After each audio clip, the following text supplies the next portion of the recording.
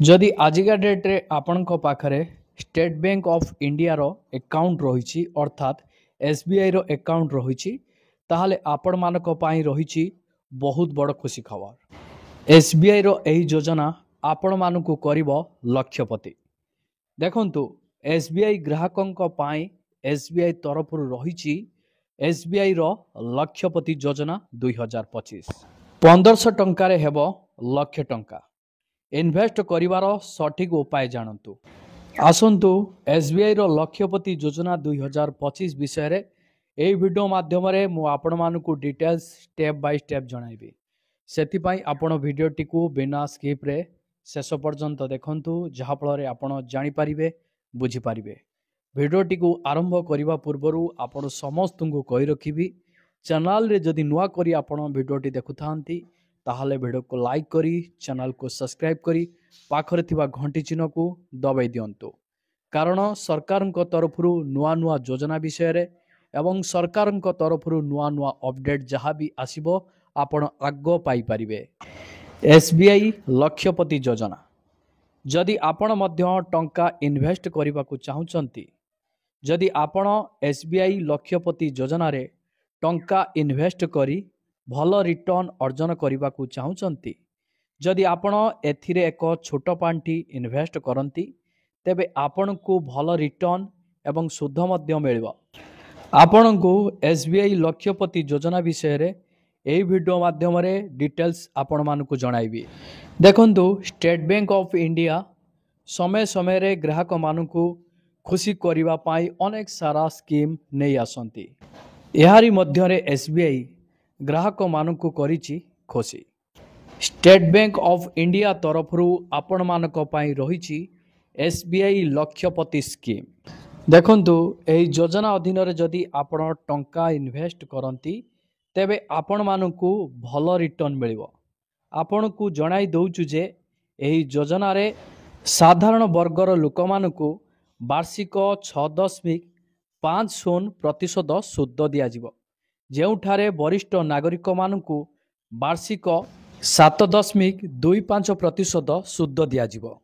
आपणको मनरे प्रश्न आसुथुवो जदि मु एही योजना रे 5 वर्ष पई 1500 टंका जमा करे तेबे मु केते टंका रिटर्न पाई परिबी। आपणको कहि रखुछु जे जदि आपण एसबीआई रो लक्षपति योजना रे प्रति मासरे 1500 जमा करंती एवं एहाकू जमा करिवार अवधि आपण मानक रही 5 वर्ष तेबे 5 वर्ष परे आपण माने 90,000 टंका जमा करिवे। तो हिसाब अनुसार जदि आपण माने मासुकु 1500 टंका डिपॉजिट करंती ताले आपण मानकर 5 वर्ष को केते टंका हला ताले आपण मानकर 5 वर्ष को 90,000 टंका हला जो थिरे आपण को मोट 16,446 टंका सुद मिलिबो। अर्थात मैच्योरिटी अवधि समय रे आपण को 1,06,487 टंका मिलिबो। आपण एही पांठी को आपणक पिलामानक शिक्षा विवाह चिकित्सा एवं अन्यान्य बड़ काम पाई व्यवहार करि परिबे। एही परि परिस्थिति रे जदि आपण एक छोट पांठी रु दृढ़ रिटर्न पाइबा को चाहंती तेबे आपण को एही योजना रे टंका इन्वेस्ट करिबा को पड़िबो। आसंतु जानिबा एही योजना रे किए इन्वेस्ट करि परिबे। देखंतु जो लोक मानकर आय बहुत कम किंतु भल रिटर्न पाइबा को चाहंती से माने एही योजना रे टंका इन्वेस्ट करि परिबे। देखंतु एथिरे जो माने चाकरी करिसंती से माने मध्य एथिरे टंका रखि परिबे आ जो माने छोटो मोटो व्यवसाय करिसंती से माने मध्य एथिरे टंका रखि परिबे। गृहिणी माने मध्य एथिरे टंका रखि परिबे। देखंतु एथिरे सबुठु बड़ कथा हेउची जे आपण माने छोटो छोटो इन्वेस्ट टंका रु आपण बहुत बड़ टंका मध्य आपण रिटर्न पाई परिबे। एही योजना रो खासियत हेउची आपण मानकर छोटो छोटो टंका को संचय करी बड़ रिटर्न आपण मानकु प्रदान करिवा। जदि आपण माने छोटो टंका रु बड़ रिटर्न पाइबा को योजना करूचंती से माने एही योजना रे टंका इन्वेस्ट करि परिबे। एही परि लोकंक पाई एसबीआई लक्षपति योजना एक बहुत भल इन्वेस्टकारी योजना अटे। आसंतु एही योजना रे विनियोग करिवार कौन रही प्रक्रिया केमिति कौन आपण माने एही योजना रे इन्वेस्ट करि परिबे एहार संपूर्ण प्रक्रिया उपरे नजर पकेइबा। देखंतु एसबीआई लक्ष्यपति योजना रे टंका इन्वेस्ट करबाकू हेले प्रथमे आपणकू निकटस्थ एसबीआई शाखा को जीवाकू पड़िबो। एठारे आपणकू योजना सहित जड़ित आवेदन फॉर्म पाइबाकू पड़िबो। एहा परे आपणकू जहा सूचना मगाजिबो ताहार विवरणी आपण माने देबे एवं समस्त गुरुत्वपूर्ण जिनिस अपलोड करिवे। एहा परे आपण मानकर आवेदन दाखल करिवे। एहा परे आपणकू जमा करबाकू चाहूथिबा परिमाण देबाकू पड़िबो। एही परि भाबरे आपण एही योजना रे टंका इन्वेस्ट करि परिबे। बहुत सारा लोक एमिति अछंती सेमाने कहंती आमे रोजगार करूछु किंतु आमर किछि भी टंका बंचु नाही। तो सेही लोक मानक पई एही योजनाटी बेटर हेबो। तो आपण माने छोटो छोटो टंका जेमिति आपण 2 लाख 3 लाख 4 लाख 5 लाख टंका पर्यंत आपण माने छोटो छोटो टंका रखिकी करि परिबे। जेमितिका एही टंकाटी आपण मानकर पिलार विवाह खर्च रे किंबा पिलांग मानकर पाठपढ़ा खर्च रे लगेई पारिबे। आपण माने जानिचंती एसबीआई एक होउची सरकारी बैंक।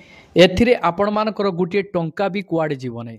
पूरा निर्भय रे निर्द्वंद रे पूरा सुरक्षित भाव रे एथिरे आपण माने इन्वेस्ट करि पारिबे।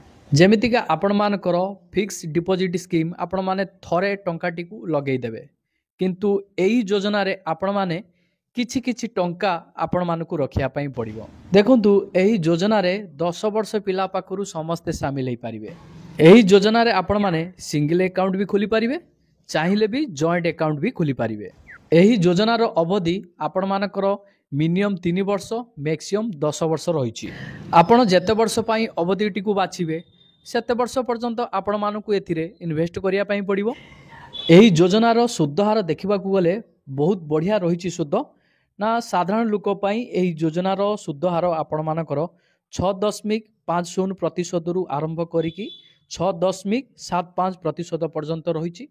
सबुठु बढ़िया कथा हला सीनियर सिटीजन पाई एही योजना रे आपण मानकर 7% सुध रु 7.25% पर्यंत सुध मिलिबो वरिष्ठ नागरिक मानक पाई। आसंतु जानिबा एही योजना रे जो आपण माने टंकाटी को रखुचंती तो आपण माने चाहिले एहाकू केबे किपरि टंकाटी को उठेई पारिबे। देखंतु एसबीआई रो एही योजना रे एक लॉक इन पीरियड विकल्प अछि। अर्थात जदि आपणकू जरूरीकालीन परिस्थिति रे टंकार आवश्यकता अछि ताहले आपण माने एथिरु टंकाटी को उठेई पारिबे कि नाही। आपणको मनरे भी प्रश्न आसुथबो। आज्ञा हो आपण माने एथिरु सुनिश्चित टंका उठेई पारिबे।